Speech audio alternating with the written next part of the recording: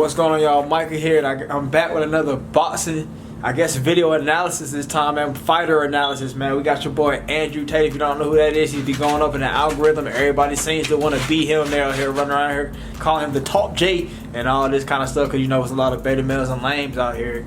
But if you don't know, also Andrew Tate is a fighter.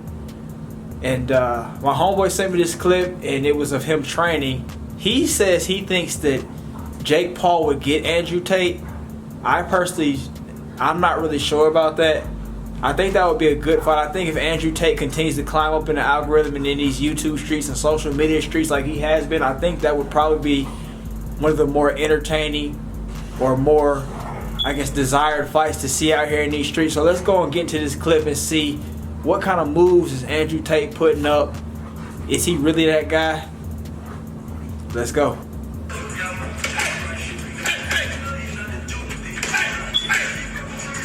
So the first thing I'd like to note about Andrew Tate that I think would be a mistake on his part is that he keeps his hands rather low.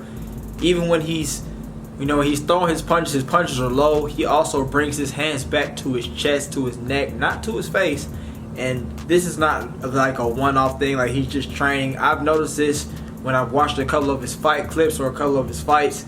He tends to hold his hands low. I think that's something that Jake Paul or anybody that's a fighter that's worth their salt could exploit. Personally, to me, let's keep going though. All right, nice little pull. Okay. All right. Ooh. Ooh. Ah.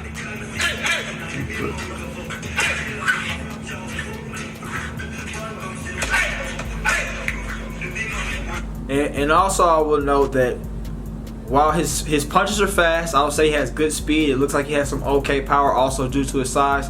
And they are working on the 1-2 pull counter, but he doesn't have that just constant head movement that I think he should be having as a boxer. His feet are kind of stuck in the mud, as Conor McGregor would say. So those are two things that could probably come back and hurt him if you want to keep it real. Also, let's keep going.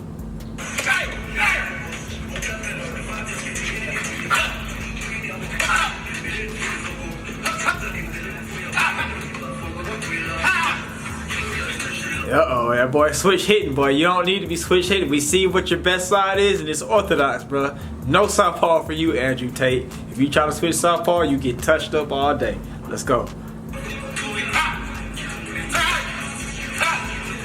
Look at that. He throws his right hand. His left hand comes down like a beginner. I don't know, man. For somebody who got 87 fights, that's a little offset, man. But then again, you have to think that most of his career was in the kickboxing or MMA realm, not in the boxing realm. Those are different animals, if you ask me. Kickboxing is not a lot of head movement, a lot of footwork. It's you do have to parry, of course, but I don't know. I would think that you definitely would need to have your hands up as well. MMA kind of along the same lines as far as stand-up goes, and you have to also be defending the takedowns and stuff like that. So they're just different things. Boxing is obviously going to be a lot more head movement, whereas in kickboxing, if you moved your head a lot like that, you might get kicked and clipped, and it might end your night. So I can kind of understand that, but I think that would be a detriment to him in a boxing fight unless they really sit here and drill. Let's go.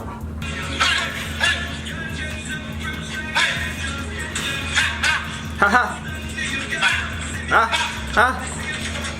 Ooh, ooh.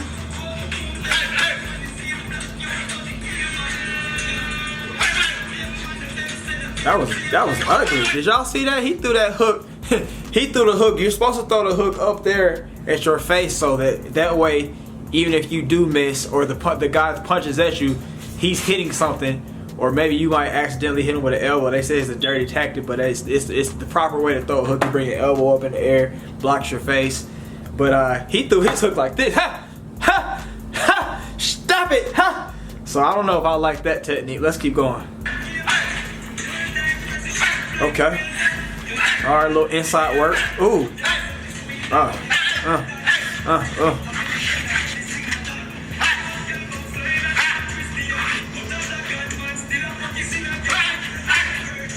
Good power.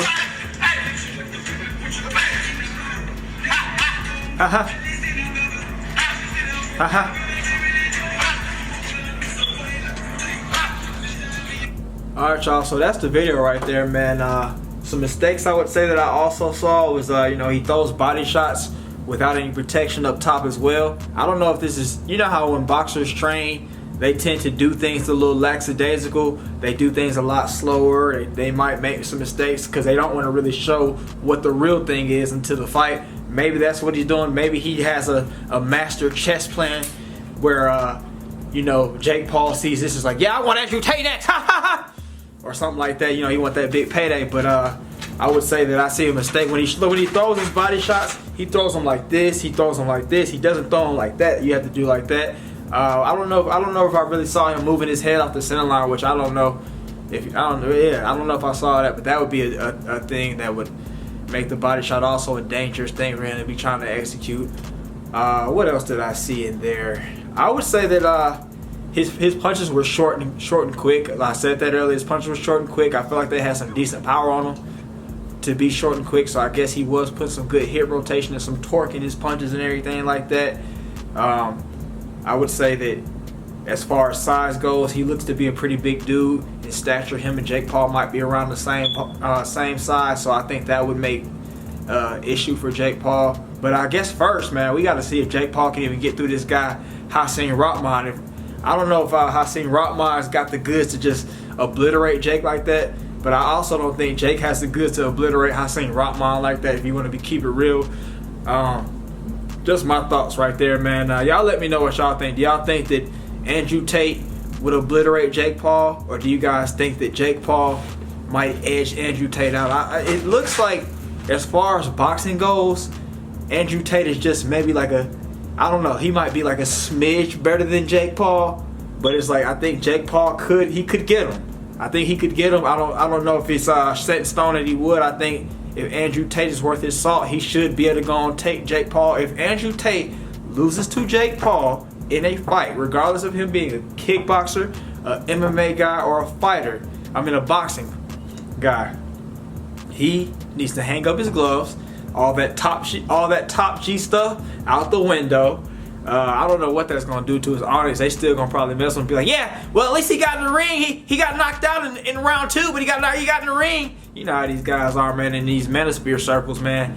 The guy can get caught doing some craziness and they'll follow him to the end of the earth, man. But yeah, man, that's just a little different video, man. I appreciate, man, my boy Trey for sending in that clip, man. Y'all let me know what y'all think about it. Does Andrew Tate have the skills to beat Jake Paul? And do you think he has top tier skills? I know they said he was like a world champion and everything like that, but I never heard of Andrew Tate until maybe like last year. Like think about it, when you hear about kickboxers, top tier kickboxers, you think of guys like Ernesto Hoost. You think of guys like the Verhoeven guy, the Badger Hari dude. You think of other dudes from like Japan. What's the dude? Takeru.